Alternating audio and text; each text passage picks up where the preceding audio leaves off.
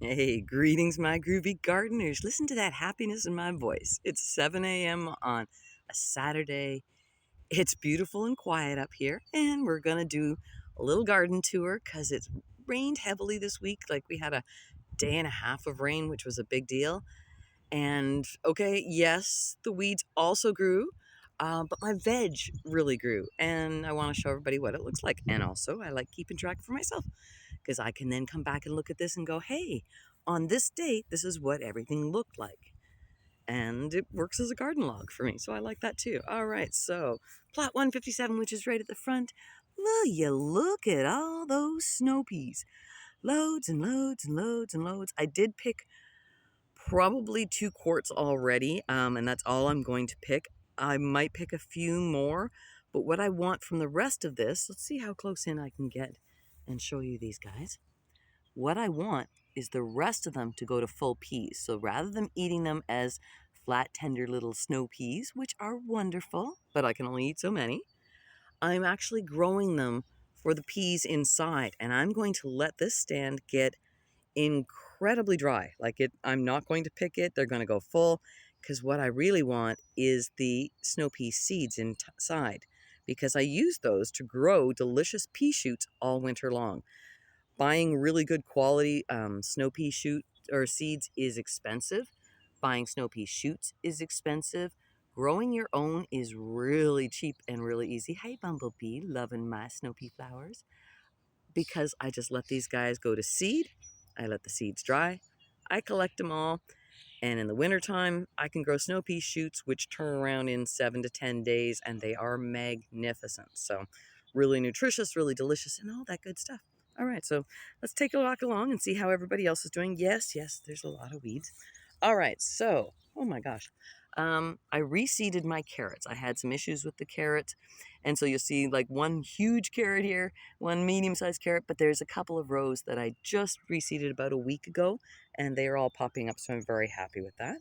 All right, so let's check out the bean section. Oh, how healthy do they look? They're so happy. All right, mix of mostly green beans, Antigua green.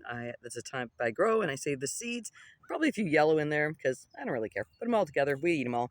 They make great mustard pickles. All right, so you remember those tiny little leeks that I started back in my apartment in my little greenhouse and that I brought out here? Well, check out that leek section. Once again, they've been planted in bunches to reduce the weeds. So the idea is that, like the beets that I do that way, they push apart from each other.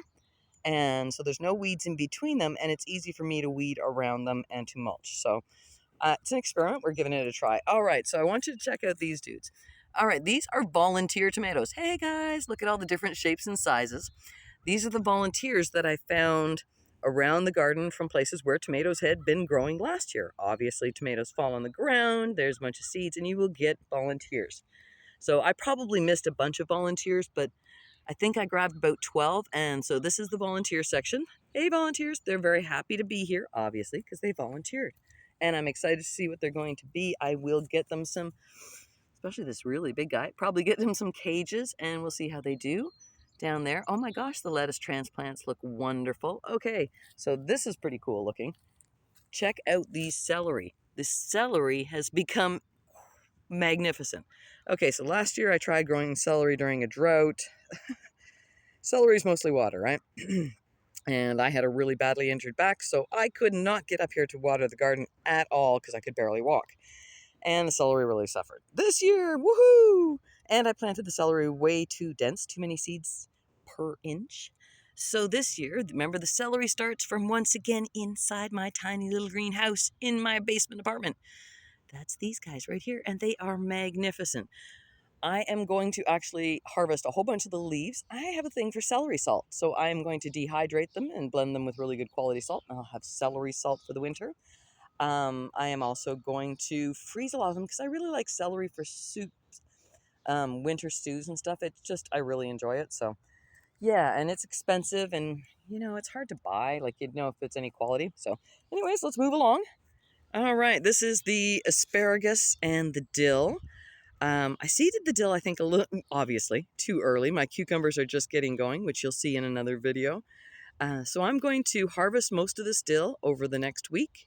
I'm going to clean the plot, and I'm probably going to seed in more dill that I will hope will be ready by the time that I'm going to be doing a bunch of pickling. So, and if not, I'm going to dry a lot of this, and once again, I'm going to make dill salt. So, just a different way of using it. I've got some zinnias hanging out here. I'm very excited. We didn't plant a lot of flowers in the garden this year. We just seem to run out of space. So this is the zinnias and the sorrel. Yummy, yummy. I like sorrel. It's so citrusy. And zingy. They're hanging out with the asparagus this year. Okay, beets. I'm super happy with the beets. A bunch of these were the beets that I had transplanted. They've been eaten because they were big. These are ones that I seeded in between the transplants, and they're doing really well. So I'm very happy with that. Check it out, the zucchini.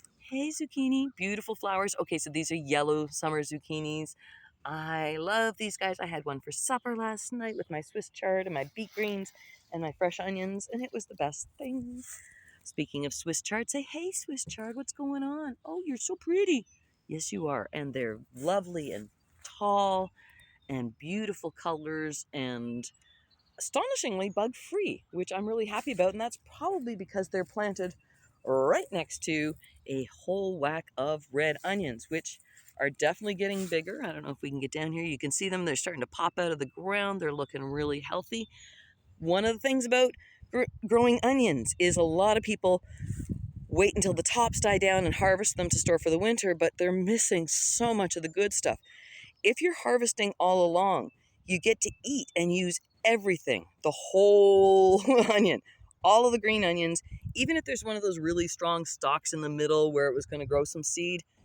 Amazing. They saute down beautifully. So you're losing half of your onion if you wait to the end and harvest it just after the tops die. So I keep harvesting, try and harvest a couple of onions a day. As they get bigger, I'll pickle the bottle part. I'll turn the top and mix it with butter and olive oil and put it in the freezer because there's a lot less waste. So anyways, that's one plot at my community garden. So onions and Swiss chard, loving being next to them. Zucchini on the other side, and they're all getting along.